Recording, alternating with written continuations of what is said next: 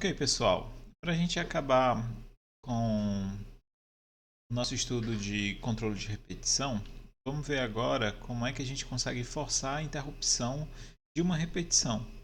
Algumas vezes é interessante a gente forçar a repetição, essa interrupção, porque a gente está num momento que a gente sabe que aquele laço não vai vir mais nenhuma informação útil.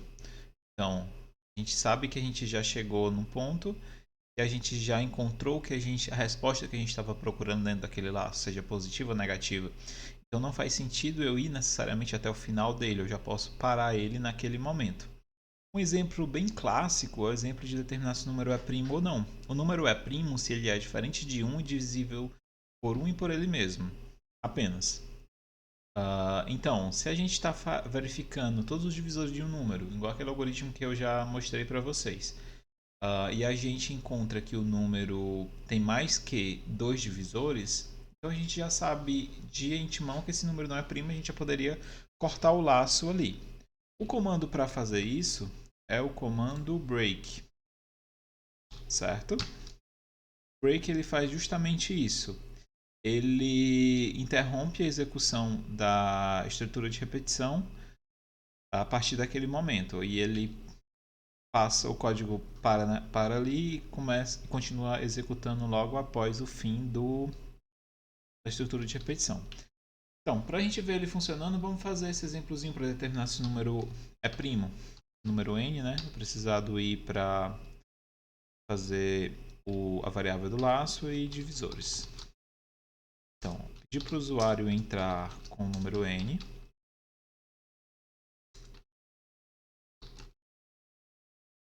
Entre com o número n, certo? Scanf decente d lerane n. Ok. Agora um for i igual a 1, enquanto i for menor ou igual a n, i mais mais. Então o que eu quero fazer aqui? Eu quero ver o seguinte. O n é divisível por i? N dividido por i dá resto zero? Se sim, é porque o i é um divisor de n. Se isso aqui acontecer, o que a gente vai precisar verificar? Na verdade, a gente encontrou um divisor. Nossos divisores têm que começar de zero, porque a gente quer saber quantos divisores temos. A gente encontrou um divisor. Então, divisores mais mais. Incrementa 1. Pega divisores e soma 1 a ele. Então, agora a gente tem um divisor a mais. E o que eu quero verificar é o seguinte. Divisores é menor do que 2? Divisores é menor do que 2? Por quê? Na verdade, é maior. O número de divisores é maior do que 2, é de 3 para frente. Se o número de divisores for maior do que 2, não faz mais sentido eu continuar nesse laço. Por quê? Porque eu já sei que esse número não é primo. Então eu já posso abandonar o barco aqui. Então já posso colocar esse break. Esse break vai fazer o quê? Ele vai sair, independente de qual seja o valor de i, ele não vai mais olhar para essa condição do for. Ele vai continuar a partir dessa linha aqui. Tinha esquecido de colocar o return. Então ele vai continuar a partir dessa linha. Tudo bem? E o que é que a gente vai ter que verificar? A gente vai ter que verificar o seguinte. O divisores é igual a 2. Se for igual a 2, é porque o número é primo. É primo. Se não, se ele não for igual a 2, o que é que a gente sabe? Que ele não é primo.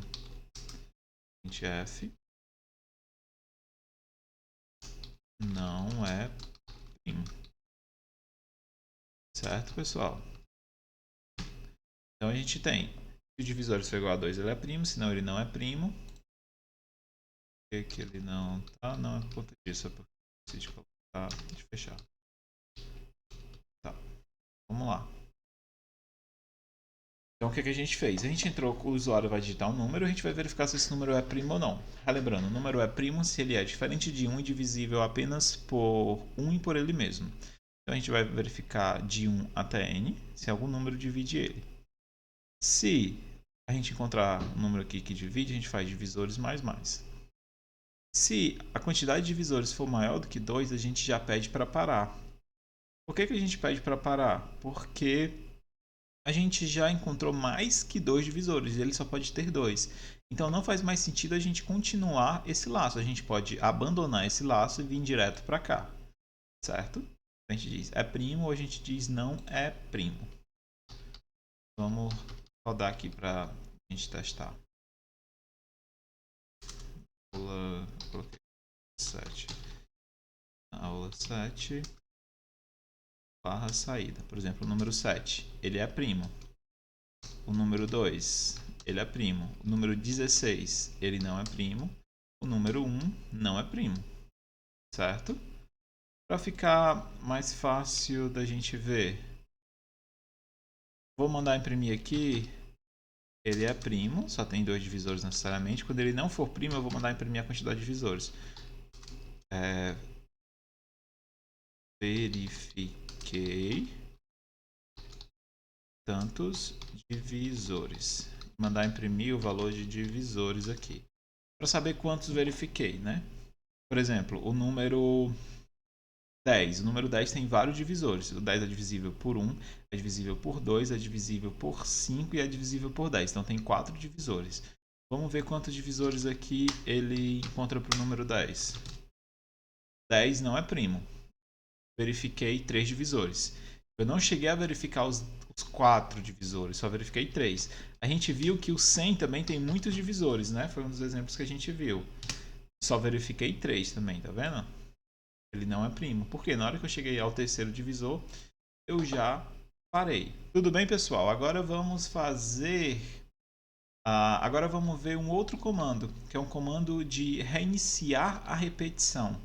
Pode ser que a gente esteja fazendo nossa repetição e a gente chegue num momento, a gente sabe, não preciso continuar verificando daqui não, volta e continua ela, mas não continua, não volta do zero, não reinicializa do zero, volta para a próxima interação. Então, eu chego a um determinado ponto, vamos dizer aqui, eu não quero verificar daqui para baixo, mas eu peço para ele voltar para a primeira linha do for e continua de onde ele parou. Esse comando é o continue. Continue, né? A gente escreve continue. Então, ele é o comando que ele continua nossa repetição. Ele reinicia imediatamente a execução de novo bloco e da estrutura. Se a gente tiver com o while, a execução retorna imediatamente para avaliar a expressão que a gente tinha. Então, se a gente... Deixa eu apagar aqui. Então tá, se a gente tivesse num while, a gente tem a expressão, né? Ele vinha e bem aqui ia ter um continue. Ele não ia continuar essas linhas aqui de baixo. Ele ia da linha 10, ele ia voltar para a linha 5, ia verificar novamente a expressão e ia continuar. Se essa expressão fosse verdadeira, ele continuava. Se essa expressão fosse falsa, ele saía do while normalmente. Certo? Se fosse o for no lugar do while, a gente tivesse um for. O que é que ele faria?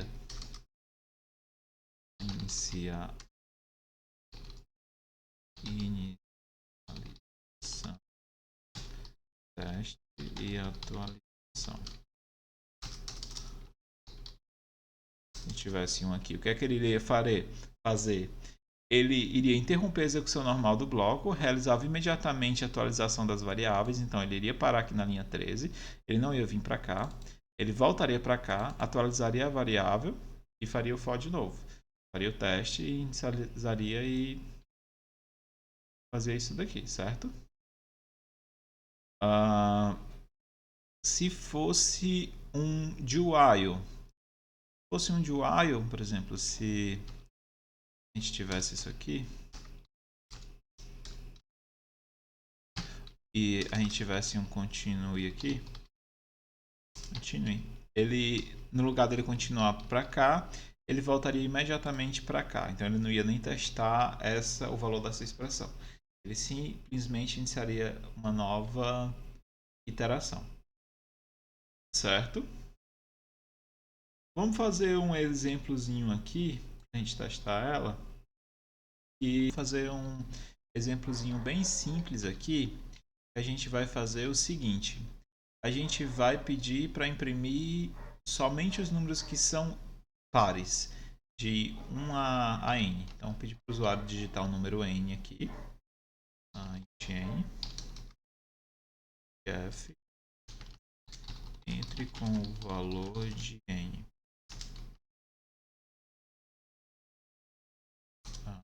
Scanf n. Ok. O número n. Eu quero imprimir somente os que forem pares. Vou precisar desse i aqui para a gente fazer o mesmo. I igual a 0, ponto vírgula i menor que n, ponto vírgula i mais mais. Vou colocar nosso i começando de 1. Menor igual a n. Ok? Quero fazer o seguinte, se ele for par, se ele for ímpar, não quero fazer nada, eu quero que o for faça a sua próxima iteração. Então, se o i, que é um número ser ímpar, se o i dividido por 2 for igual de resto 1, é porque ele é ímpar. Então, o que é que eu quero que ele faça? Continue. Volta para a próxima iteração, vai para a próxima iteração do for. Se não, o que é que eu quero que ele faça? Se ele não for ímpar, então é porque ele é par. E eu quero imprimir os pares. Então, se ele não for ímpar, eu quero imprimir o número par. Mesmo. Tá? Quero imprimir o número par. Então, o que é que eu vou fazer aqui para imprimir, ele? Printf.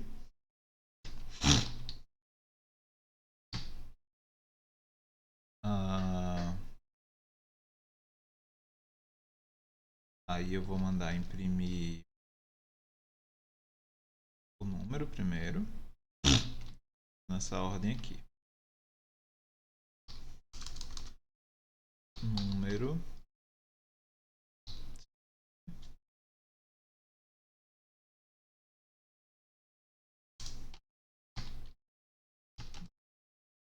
E aí vou fazer fora do else para a gente ver que ele realmente só imprime aqui embaixo quando ele for par. Número par. Ok? Então o que é que ele vai fazer? Ele vai vir, ele vai verificar se o número é ímpar. Se for ímpar, ele vai mandar continuar. Então, tecnicamente, ele não é para fazer essas linhas, ele é para voltar para esse for e ir para a iteração seguinte. Se for par, ele entra aqui nesse else, diz que imprime o número, diz que aqui fora do else ele diz que o número é par, certo? Vamos rodar para ver.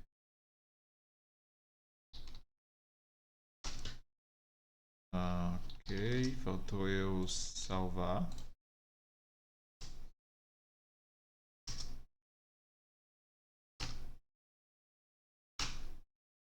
Entre com o número, vamos entrar com o número 10. Olha, imprimiu 2, número par, 4, número par, 6, número par, tá vendo? Ele não imprimiu, ele só entrou aqui quando era par. Ele só imprimiu aqui embaixo quando era par. Mesmo estando fora do if else. Por quê? Porque na hora que ele identifica que ele é ímpar, ele continuar e voltar para a próxima interação do for. Certo, pessoal?